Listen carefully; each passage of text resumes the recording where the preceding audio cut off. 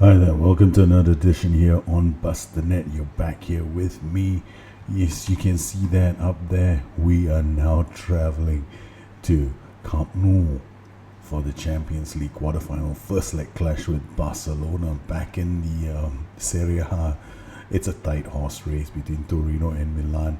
We lost that little advantage we had at the top of the table thanks to all these events. We also I rested some players for the match against Lazio and we kind of blew that. We took a lead through Federico Dionisi, but we couldn't hold it. And so I wanted to keep my players fresh for the match against Barcelona. That's my focus, and it's telling because you can see that quite a few players. I don't have that many players. My squad is fairly thin, and that means that we have to do the best we can and see how far we can go. Now, for this match against Barcelona, we're going to be away from home, and I have to think about how we're going to approach this game, and we shall have to treat them with a lot of respect for this match. So in case any of you are wondering about what I mean by counter pressing, I apply to different systems, and I have covered these quite a fair bit inside my blog. You can just go to my blog and you'll see quite a number of articles. It all starts with the Torino Diaries evolution. So here I'm just talking about the league and the changes, and then after that, here in the surge begins, I actually start talking about pressing in the forms of a grid. And then we decide that since that can work, once this could work, I started applying the principles a bit more with a crossover event with Wolves, and this is where I went and placed everything down and said, okay, fine, let's try with Wolves. Now, interestingly, Wolves, the tactic that I use with Wolves, now it does look a bit like how Liverpool would play. So anybody who wants to gain pressing with Liverpool, this is close. Except, of course, you might want to change some of the duties at the back, but yeah, it can be done. I noticed some people are trying to get game pressing working with Liverpool. It's not that hard. If you wanted to, I guess you have to also replicate the weaknesses of the system. If people don't know what the weaknesses are, just watch the game between Liverpool and Bournemouth. That typifies the problems with Klopp's pressing, in my opinion. And of course, we didn't take Wolves all the way. Did they survive in the Premiership? Yes, they did. They actually went into the Premiership and they survived for one season playing counter-pressing. That was, I haven't continued with the experiment with Wolves at all. But if you want to find out more information, please go onto my blog. So here we are, big game coming up against Barcelona. And as in all things, I have to make a few changes. I tend to do this sometimes in some of my games. This match is going to be a lot harder, so I will try and get Baselli to play a bit more like a playmaker and also give myself the option of going direct. This I will do by removing the pass shot instruction, so that if I decide to play direct as a team instruction, Baselli as well as the other midfielder on the right, whoever he might be. In this particular case, it's Poli. They're not affected, but Poli will still have his pass it shorter instruction. So if I use somebody else, I might just change it. But I'm going to leave this as it is, because the box-to-box midfielder, I like him. He tends to roam in and out of positions. I do like the three-man midfield. I think it's a bit OP, but I love it because I've got three great tacklers there.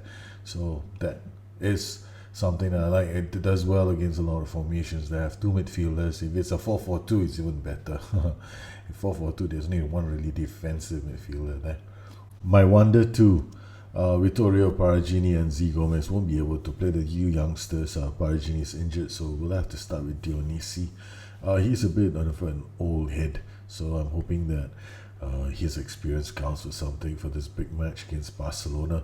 Once again, it's going to be a 4-3-1-2 at play. I'm not really sure what they're going to be playing we're going away, so I'm going to give myself the option of, if I want to go direct passing, I can. It will only affect Baselli in this particular case, and I like the fact that there are three in midfield. Well, people have asked me to upload my tactics, which doesn't make much sense to me, because the whole objective of this exercise is for me to explain to people how I use counter pressing in this case, and I'm using it with a 4-3-1-2. And if I use it with other systems, yeah, it's gonna work differently. Furthermore, with my 4-3-1-2, have you ever seen me stay on one mentality for the whole game? I rarely do. Sometimes if the game is boring and I'm gonna win, yeah, I might. But in a lot of these tough, tight games where I might lose, I don't. I actually change mentalities, and sometimes I change roles on the fly. And now you're watching me just change roles for this group. For this match, I'm gonna have to, like, again here, why am I changing certain players? Why am I picking other players? I want to have a backline that's reasonably fast. So I'm picking guys who are either experienced. I can't play Danilo Avila. I do not want him to be suspended for the next game. He's probably going to pick up a yellow. So I'm going to have to play Gaston Silva. So I'm looking at players who have got pace and acceleration at the back. Gaston Silva has to play. I have no choice because he's the only other left back. And I don't want to risk Avila for the whole match, because if things come down to it, I need to win the home game. I need Avila to be playing. So I go through my team, and Merkel De Fiori, I like having him, but it's going to be a toss-up between him and Poli. Well, I'm going to pick Valdi for this match because Valdi has shown on some games to do this, amazing ability to come back and, cover for people. He does really good lane blocking, and furthermore, key passes, he's a bit ahead of Andre Poli, so this might be critical for us in this match. So I'm going to start with Valdi Fury for this game in midfield. So that's how I pick my players. So I look at stats a lot before I want to pick. But this game, Barcelona away from home, we're going for the point. I don't want to lose this game. I just want to make sure I don't give up too many goals.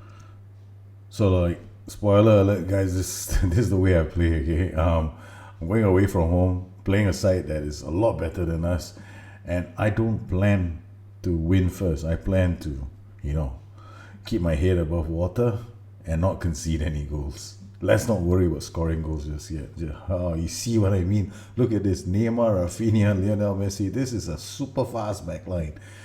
And got Fiorenzi on attack. So they basically got a whole bunch of gazelles running at me.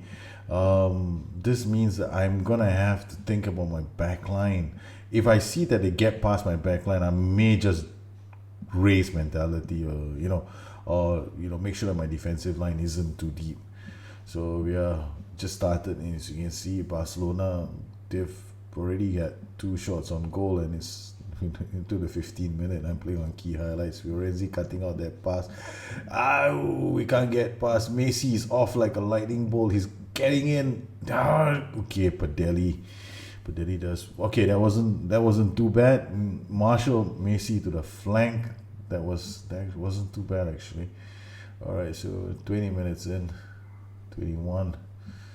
Not too bad so far. We keeping Barcelona at bay.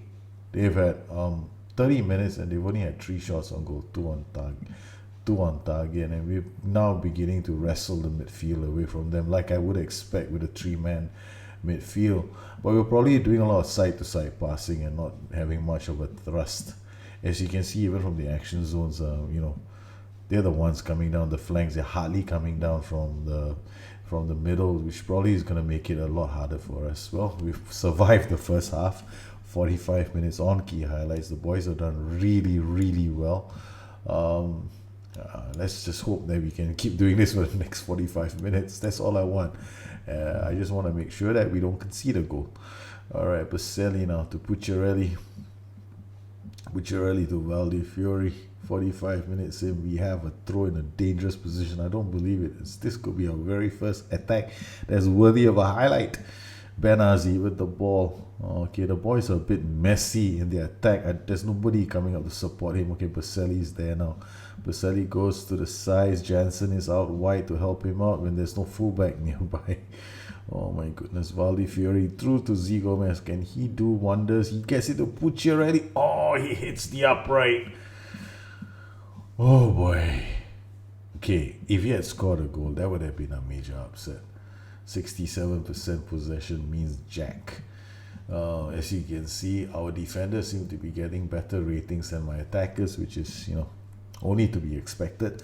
Tight mark or, show wrong foot to Neymar and Rafinha. I have not done that in this match yet because I've opted instead to have, I'm not playing with a deep defensive line, that would be suicide. So I'm playing with a slightly normal defensive line. I'm playing with a normal defensive line. There's no such thing as slightly normal, so it's just normal.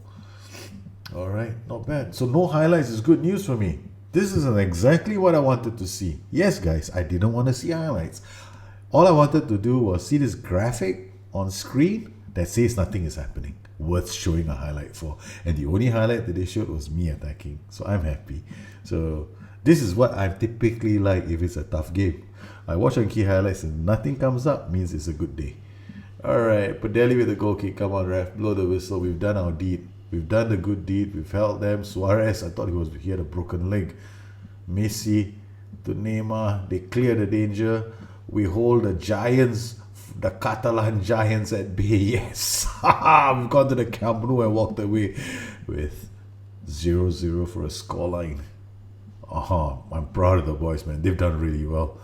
Okay. They've just avoided defeat, and that is a fantastic result. Okay, so we only had 3 shots on goal, but we had 65. And this is one time possession means everything to me because they didn't have so much of the ball. In terms of how our shape looked like, I won't be surprised. Just check this out. I'm very certain my average positions will look kind of weird, okay, without the ball. So with the ball, we look like that, which is okay. But without the ball, this is what I expected to see. A deep D line. That's what you can see. I mean, this is normal D line. So, and then you can see how packed we are. It's very fluid. And you can see my 2 strikers by themselves up front, waiting for the direct pass from Baselli. Well, we didn't really come forth and conquer, but the point here was to survive. Why would I actually show you guys a 0-0 away leg draw? There's a reason behind things. I went away to secure a draw. And sometimes you need to change your mentality, sometimes you need to change your role. So, the tactic that you have, you need to be adaptable, and that's what I've done. And it's amazing because you see, the thing is that we went away, got no highlights, and I was happy. My next match was actually against Sampdoria. And I went and changed my system, decided to give Benazzi a break, brought on Bianco, and then I gave and one other player, Rodrigo de Paul, the AMC. I need them available for the next match. We only barely scraped 2-1 win over Sampdoria, who were all over me. I had to change mentality 3 times in this match, and then bring on Benazzi and bring on Poli for that match, because Benazzi, he pulls in something like 5 interceptions per game to 8 interceptions a game, and Sampdoria came at me with a 4-3-1-2. It's like being attacked by my mirror image, and it was very annoying. So we found problems in the my midfield 3 had problems with their midfield 3. Bianco didn't do such a good job, so I pulled in Benazzi towards the 58th minute, if I'm not mistaken. I mean, had it not been for Pucciarelli's goal, we would have dropped a point in what is a very tight title race. You can see here, look at Bianco. Bianco had 5 interceptions for most of the game, and Benazzi comes up with 5 interceptions in the short time that he's there. So yeah, we had to bring on the big guns of this match, and I hope that we've done enough, because Milan right now, Milan and Torino are neck and neck for the chase for the title and Champions League as well. So I hope you took away something from this show. I know it was just an away leg draw, but the next show will have Barcelona in the match, and that's going to be cracking because we're playing it at home. If you have any questions, you know where you can find me. You can always find me on addicted2fm.com, or drop me a note on Twitter at Busternet. I try to answer as many questions as I can, and I hope you took away something from today's show, and I hope to hear from you guys again soon. Meanwhile, you guys take care. Bye-bye.